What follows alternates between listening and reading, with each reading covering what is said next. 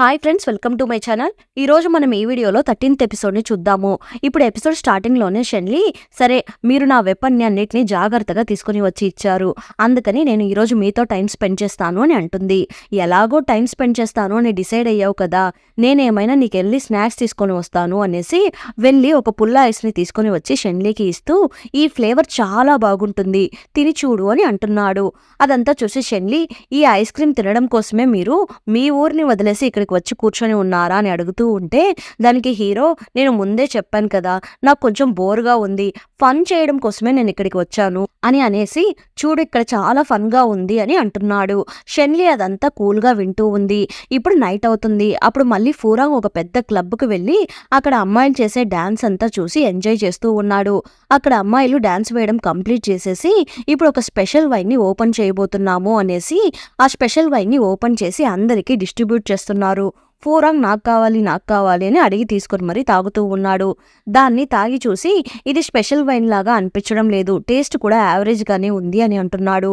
దానికి అమ్మాయి, హలో అది కొంచెం స్పెషల్ వైన్ అని అంటూ ఉంటే, దానికి ఫూరాంగ్, ఒకసారి పై స్వర్గానికి వచ్చి వైన్ ఒకసారి టేస్ట్ చేసి చూడండి, అప్పుడు మీకు స్పెషల్ వైన్ అంటే ఏంటో అర్థమవుతుంది, ఆ వైన్ ముందు ఇదంతా అసలు పనికిరాదు అని ఫూరాంగ్ అంటూ ఉంటే, దానికి అమ్మాయి ఛాలెంజ్ చేస్తూ లోపలికి వెళ్ళి ఇంకొక స్పెషల్ వైన్ని తీసుకొని వచ్చి ఇస్తుంది. కానీ ఇప్పుడు దీన్ని ఓపెన్ చేయలేము, 200 సంవత్సరాలు కంప్లీట్ అయిన తర్వాతనే దీన్ని ఓపెన్ చేయాలి అని అంటూ ఉంటే, దానికి ఫూరాంగ్, డబ్బుతో కొనలేనిదంటూ ఏమైనా ఉందా అనుకొని చాలా డబ్బులు నగలు తీసి టేబుల్ మీద పెడుతున్నాడు.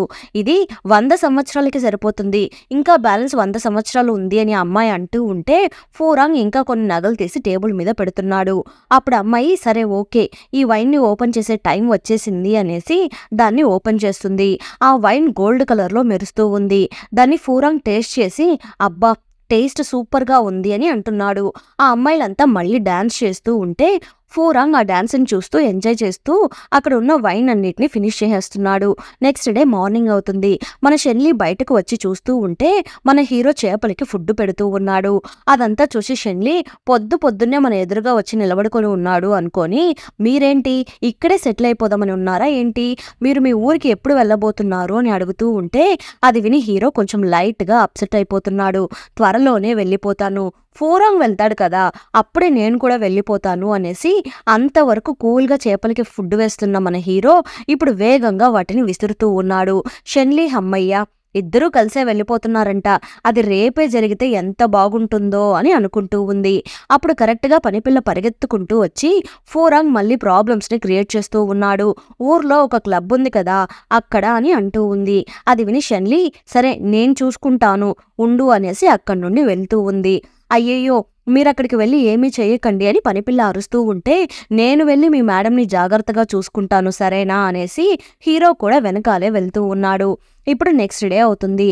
ఆ షాప్ అమ్మాయి నెక్స్ట్ డేకి సరిపడే వైన్ అన్నిటిని సర్దుతూ ఉంది. ఫూరాంగ్ అక్కడ కూర్చొని ఉన్నాడు. అప్పుడు అమ్మాయి ఫూరాంగ్కి దగ్గరగా వచ్చేసి, నేను ముందే చెప్పాను కదా అది చాలా స్ట్రాంగ్ అయిన వైన్ అని, అయినా వినకుండా తాగావు, లేలే ఇక్కడ నుండి బయలుదేరు అని అమ్మాయి అంటూ ఉంటే, ఫూరాంగ్ మనసులో, నేను బాగా తాగి పడిపోయాను అని ఈ అమ్మాయి అనుకుంటూ ఉంది. ఈ సిచ్యువేషన్ని నేను యూస్ చేసుకొని ఈ అమ్మాయితో గొడవపడి పెద్ద ప్రాబ్లం క్రియేట్ అయ్యేలాగా చెయ్యాలి అని థింక్ చేస్తూ ఇప్పుడు అమ్మాయి కాళ్ళను పట్టుకొని, నాకు ఇంకా వైన్ కావాలి అని అంటున్నాడు. దానికి అమ్మాయి, నన్ను వదులు అని అరుస్తూ ఉంది.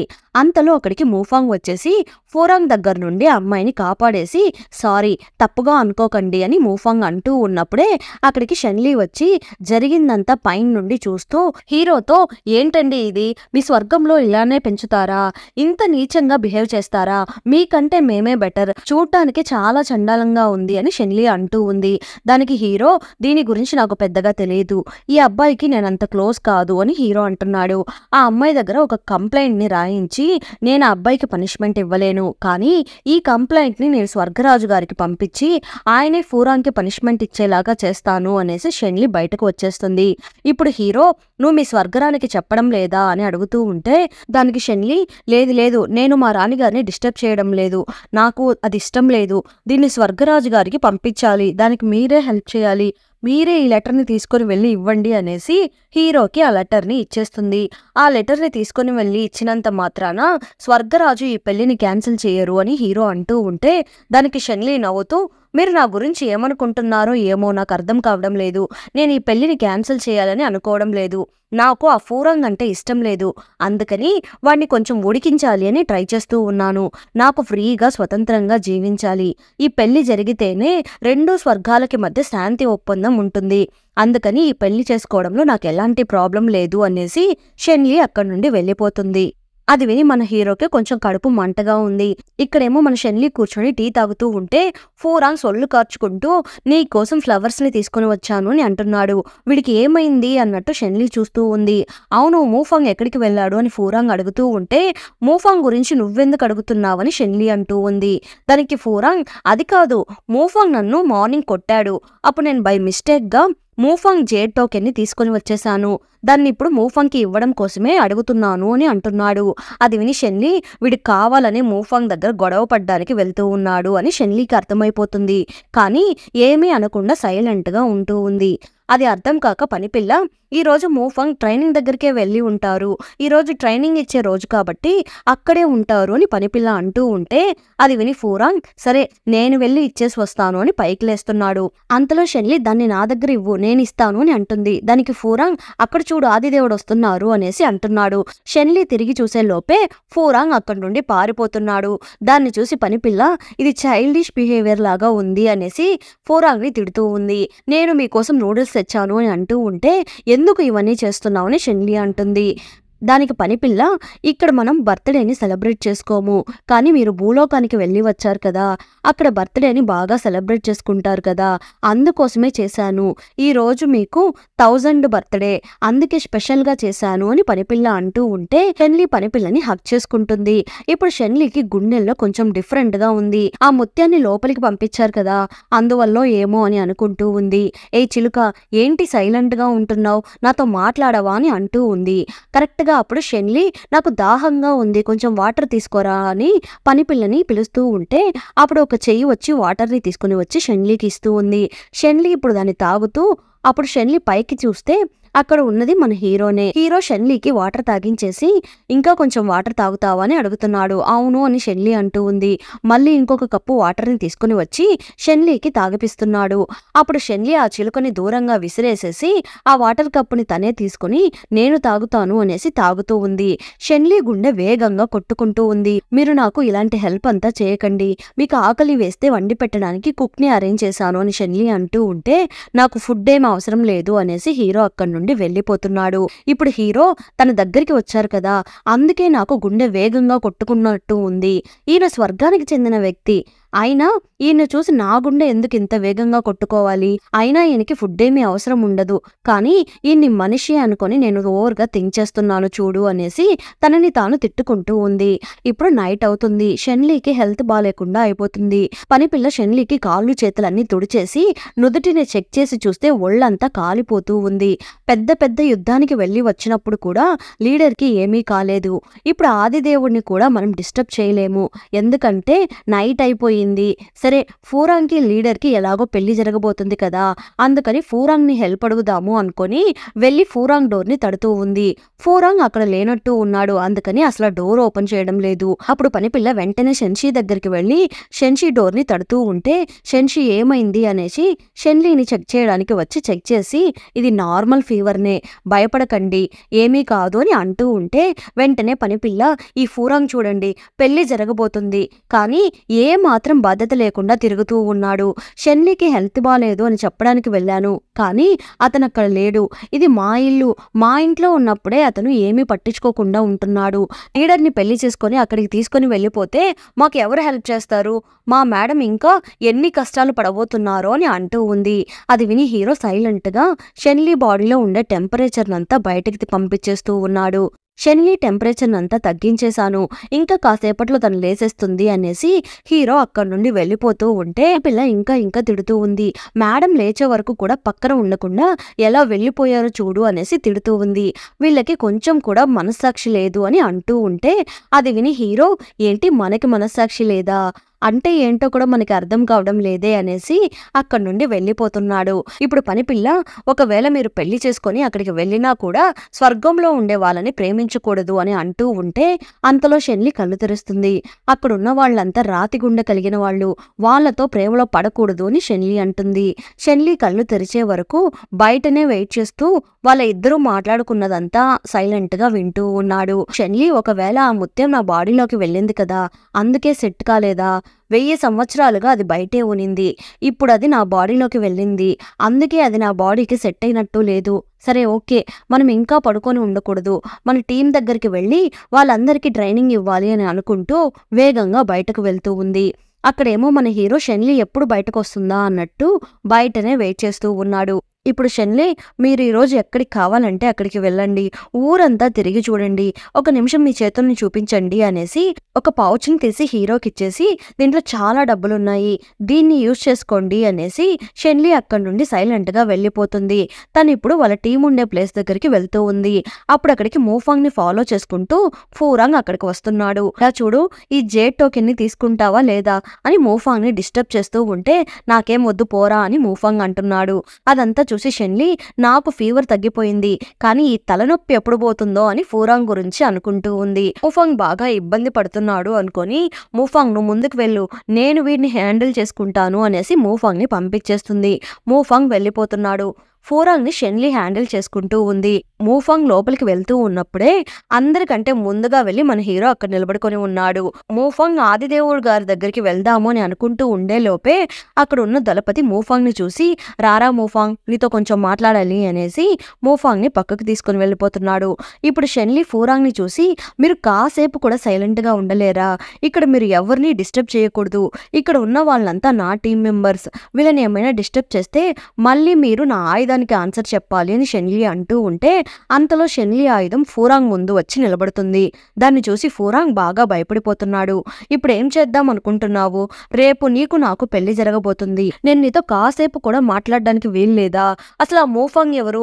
వాడేమైనా పెద్ద తోపా అని ఫూరాంగ్ అంటూ ఉంటే అది విని షెన్లి, అవును మూఫాంగ్ తోపే, వాడు నా మనిషి, వాడు నా వాడు అని అంటుంది. షెన్లి ఎలా అయినా ఫూరాంగ్ ని ఆట పట్టించి ఏడిపించాలి అని అలా చెప్పి ఉంటుంది. కానీ అక్కడ పక్కనే ఉన్న మన హీరో నిలబడుకొని ఉన్నాడు కదా, అతనికి కూడా అది వినబడుతుంది. ఇప్పుడు మళ్ళీ హీరోకి కొంచెం కడుపు మంట స్టార్ట్ అయినట్టు ఉంది. ఫూరాంగ్ ఆదిదేవుడిని చూసేసి ఇది మంచి టైం అనుకొని, ఆదిదేవుడు గారు చూసారా, ఆల్రెడీ ఇల్లీగల్ కాంటాక్ట్ పెట్టుకున్న ఈ అమ్మాయిని నేను పెళ్లి చేసుకోవాలా? మూఫాంగ్ తనవాడంట, అంత ఓపెన్ గా నాతోనే అంటూ ఉంది అని ఫూరాంగ్ అంటూ ఉంటే అది విని షెన్లీకి ఇప్పుడు ఏం చెప్పాలో అర్థం కాక, మీరిక్కడికి ఎప్పుడొచ్చారు అని అడుగుతూ ఉంటే దానికి హీరో, నువ్వే కదా ఎక్కడికి కావాలంటే అక్కడికి వెళ్ళమని చెప్పావు, నాకు బోర్ కొట్టింది, అందుకే నేను ఇక్కడికి వచ్చాను అని మీరు మూఫాంగ్ మీ వాడు అని చెప్పడం నేను ఇప్పుడే విన్నాను. కానీ ఇంతకు ముందు మూఫాంగ్ మీకు ప్రపోజ్ చేసినప్పుడు వద్దు, సెట్ కాదు అని ఆ రోజు మూఫాంగ్కి నో చెప్పావు కదా, అది నేను విన్నాను అని హీరో అంటూ ఉంటే వెళ్ళి మీ పని మీరు చూసుకోండి అనేసి షెన్లి అక్కడి నుండి వెళ్ళిపోతూ ఉంది. అక్కడికి దళపతి వస్తున్నాడు. సరే రండి, ఈరోజు నాకు మీ అందరితో పోటీ అనేసి అందరినీ లోపలికి తీసుకుని వెళ్తుంది. అక్కడికి వెళ్ళి షెన్లి ఒక స్టేజ్ మీద ఎక్కి నిలబడుకొని, ఈ రోజు నాతో ఎవరెవరు ఫైట్ చేయాలని అనుకుంటున్నారో వచ్చి నాతో ఫైట్ చేయండి, ఈరోజు ఎవరైనా నాతో ఫైట్ చేయవచ్చు, అందరికీ నేను అవకాశం కల్పిస్తాను, నన్ను 10 దెబ్బలు కొట్టవచ్చు, నేను నా ఆయుధాన్ని యూజ్ చేయకుండా ఫైట్ చేస్తాను, నన్ను ఎవరైనా 10 దెబ్బలు కొట్టగలిగారు అంటే వాళ్ళకి ఏం కావాలంటే అది నేను వాళ్ళకి కొనిస్తాను అని షెన్లి చెప్పగానే అది విని నేనొస్తాను అనేసి వచ్చి షెన్లీతో ఫైట్ చేస్తూ ఉన్నారు. షెన్లి పవర్స్ ముందు ఎవరు నిలబడలేకపోతున్నారు. ఒక దెబ్బకే వచ్చి కింద పడిపోతున్నారు. ఏంటి చాలా ఈజీగా కొట్టగలుగుతున్నాను అని షెన్లి కూడా అనుకుంటూ ఉంది. ఇక్కడేమో హీరో కడుపు మంటతో చూస్తూ ఉన్నాడు. అప్పుడు మూఫాంగ్ నవ్వుతూ షెన్లి గురించి ప్రౌడ్గా ఫీల్ అవుతూ షెన్లీనే చూస్తూ ఉంటే అదంతా చూసి హీరోకి కడుపు మంట ఇంకా ఎక్కువైపోతుంది. తను ఫైట్ చేసినందుకు నువ్వెందుకు ప్రౌడ్గా ఫీల్ అవుతున్నావురా అన్నట్టు చూస్తూ ఉన్నాడు. ఎవరైనా వస్తారా, ఏంటి ఎవరు రావడం లేదు అని షెన్లి అడుగుతూ ఉంటే అప్పుడు నేనొస్తాను అన్నట్టు ఒక వాయిస్ వినిపిస్తుంది. ఎవరా అని చూస్తే అది మన హీరోనే. నాకు కొంచెం బోర్గా ఉంది, నేను ఫైటింగ్కి రావచ్చు కదా, లేదంటే నా దగ్గర ఓడిపోతావు అని మీకు భయంగా ఉందా అని ఆదిదేవుడు అంటూ ఉంటే దానికి షెన్లి, లేదు నేనెక్కడ మిమ్మల్ని కొట్టేస్తాను అని నాకు భయంగా ఉంది అని షెన్లి అంటుంది. దాన్ని కూడా ట్రై చేసి చూద్దాము అనేసి ఫైట్కి రెడీ అయిపోతున్నారు. అక్కడ ఫైట్ జరుగుతూ ఉంది. యాక్చువల్గా ఫైట్ లాగానే స్టార్ట్ అవుతుంది, కానీ షెన్లీని లైట్ గా తిప్పుతూ దాన్ని ఒక డాన్స్ లాగా మార్చేస్తున్నాడు మన హీరో. ఇప్పుడు ఇద్దరు రొమాంటిక్ గా ఒకరినొకరు పట్టుకొని చూసుకుంటున్నారు. మోఫాంగ్ కి కడుపు మండిపోతూ ఉంటే యాక్చువల్ గా కడుపు మంట రావాల్సిన మన ఫూరాంగ్ మాత్రం దాన్ని ఎంజాయ్ చేస్తూ ఉన్నాడు. రిమైనింగ్ అక్కడున్న దళపతులంతా షాక్ అయి చూస్తూ ఉన్నారు. షెన్లీ మళ్ళీ ఫైట్ చేయడం స్టార్ట్ చేస్తుంది. కానీ నెక్స్ట్ స్టెప్ లో హీరో షెన్లీని ఈజీగా ఓడించేస్తున్నాడు. షెన్లీ చేతిని హీరో ఈజీగా లాక్ చేసేసి, ఇది 10వ దెబ్బ, నేను మిమ్మల్ని విన్ అయ్యాను కాబట్టి నేను ఏం అడిగినా మీరు ఇచ్చి తీరాలి అని అంటూ ఉంటే దానికి షెన్లీ, ఇంక చాలు, నా చెయ్యి వదలండి, అయినా ఇప్పుడు మీకేం కావాలి అని షెన్లీ అడుగుతూ ఉంటే దానికి హీరో, నాకు గిఫ్ట్స్ ఏమీ వద్దు, నేను 3 క్వశ్చన్స్ అడుగుతాను, నువ్వు వాటికి ఆన్సర్ చెప్పాలి అని అంటున్నాడు. దానికి షెన్లీ, సరే మీరేం క్వశ్చన్స్ అడగాలి అనుకుంటున్నారో అడగండి, పర్లేదు అని అంటుంది. అదంతా మోఫాంగ్ ఉరిమి చూస్తూ ఉన్నాడు. పక్కనే ఉన్న దళపతిని చూపించి హీరో, ఇతను మీకేమవుతాడు అని అడుగుతూ ఉంటే దానికి ఆ దళపతి, నన్నెందుకు ఇన్వాల్వ్ చేస్తున్నారు చారి గారు, నాకు ఆల్రెడీ పెళ్ళయింది అని అంటున్నాడు. తను నా కొలీగ్ అని షెన్లీ అంటుంది. ఓహో అలానా అనేసి ఇప్పుడు మళ్ళీ ఇంకో అతన్ని చూపించి ఇతనెవరు అని అడుగుతూ ఉంటే అతను కూడా నా కొలీగ్ అని షెన్లీ అంటుంది. ఇప్పుడు ఫైనల్ గా హీరో మోఫాంగ్ ని చూపించి ఇతను ఏమవుతాడు అని అడగగానే మోఫాంగ్ సీరియస్ గా ఉరిమి చూస్తూ ఉన్నాడు.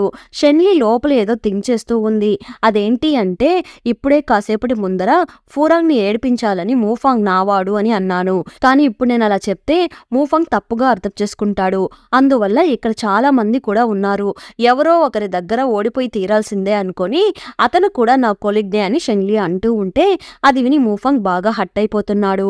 కానీ ఇక్కడ మన హీరో చాలా హ్యాపీగా ఫీల్ అవుతూ, మనం ఏం ఆన్సర్ అయితే ఎక్స్పెక్ట్ చేసామో అదే ఆన్సర్ షెన్లీ నోట్ నుండి వచ్చేసింది అని అనుకుంటూ షెన్లీనే చూస్తూ ఉంటే ఇక్కడ మన ఫూరాంగ్ అదంతా చూసి పడి పడి నవ్వుతూ ఉన్నాడు. ఏం జరిగిందో చూసావా అని షెన్లీని ఆట పట్టిస్తూ నవ్వుతూ ఉన్నాడు. మన షెన్లీ మోఫాంగ్ దగ్గరికి వెళ్ళి, నువ్వేం బాధపడకురా, ఇక్కడ నుండి వెళ్ళిపోదాం రా అని అంటూ ఉంటే, లీడర్ మీరు నాకు హెల్ప్ చేసినట్టు నాకు అనిపించడం లేదు అని మోఫాంగ్ అంటున్నాడు. అది విని షెన్లీ, ఇంకా మీదట ఫూరాంగ్ నిన్నేమైనా అంటే నువ్వు సైలెంట్ గా చూస్తూ ఉండకు, వాడిని బాగా కొట్టిపడేయని షెన్లీ అంటూ ఉంది. సరే రండి మనం బయలుదేరదాము అనేసి మోఫాంగ్ కోపంగా అక్కడి నుండి వెళ్ళిపోబోతుంటే, సరే సరే బాధపడకురా మోఫాంగ్, వెళ్దాం రా అని దళపతి అంటున్నాడు. వాళ్లతో పాటు ఫూరాంగ్ వెళ్ళాలి అని ట్రై చేస్తూ ఉంటే మోఫాంగ్ ఫూరాంగ్ ని తోసేసి అక్కడి నుండి వెళ్ళిపోతున్నాడు. ఇప్పుడు ఫూరాంగ్ హీరో దగ్గరికి వెళ్ళి, ఆదిదేవుడు గారు చాలా థ్యాంక్స్, మీరు నాకు హెల్ప్ చేశారు అని అంటూ ఉంటే, నేనేమి నీకు హెల్ప్ చేయలేదు, నాకు ఫన్ చేయాలనిపించింది అందుకే అలా చేశాను అని అంటున్నాడు. దానికి ఫూరాంగ్, మీ ఫేస్ ని చూస్తే ఫన్ చేసినట్టు లేదు, మీరు బాగా కోపంలో ఉన్నట్టు అనిపిస్తుంది అని ఏమీ అర్థం కాక అడుగుతూ ఉంటే, ఇలా చూడు, నేను నీకు పనిష్మెంట్ ఇవ్వలేను, అందుకే నీ గురించి మీ తాతకి ఒక పెద్ద లెటర్ని రాసి పంపించాను అని అంటున్నాడు.